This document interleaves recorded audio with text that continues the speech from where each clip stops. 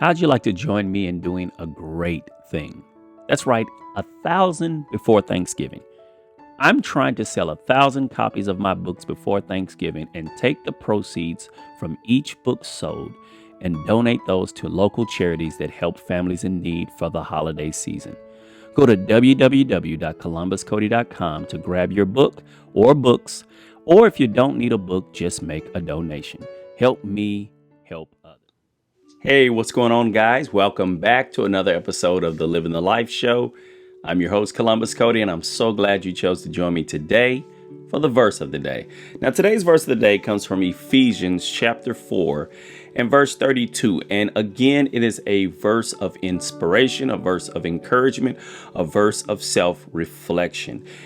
Ephesians 4 and 32 says this: "And be ye kind one to another, tender-hearted, forgiving one another, even as God for Christ's sake hath forgiven you." Now, I find it interesting that God shows us that Jesus performs the same things, the same tough things. Jesus performs what he requires of us. It's never I need you to do this, but I'm not willing to do it myself.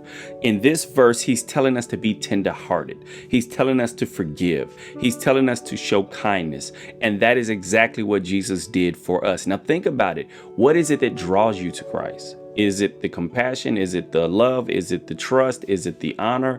That is what drove you or pulled you to Christ. And it's the same thing that he's requiring of us, is that we give this same thing to one another.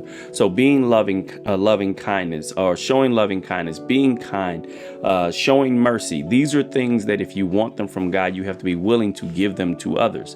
And if you cannot give them to others, the Bible shows us numerous times where forgiveness is withheld from those who withhold it.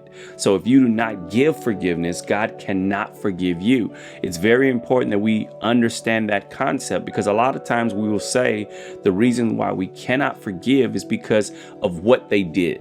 Now, they did not crucify you. They did not put you on a cross. They did not nail your hands to the cross. They didn't spit on you. They didn't beat you to an inch of your life. They didn't put a crown of thorns on your head. But that is everything that Jesus went through for you. And the one of the verses that really does encourage is when the Bible tells us that while we were yet sinners, Christ died for us. So it's not that you have to wait until they apologize before you forgive. Because remember, forgiveness is not just about the other person. It's about you. And in order for you to walk in your freedom, you have to free others from their misdeeds or their wrongdoings to you. It's not always about them.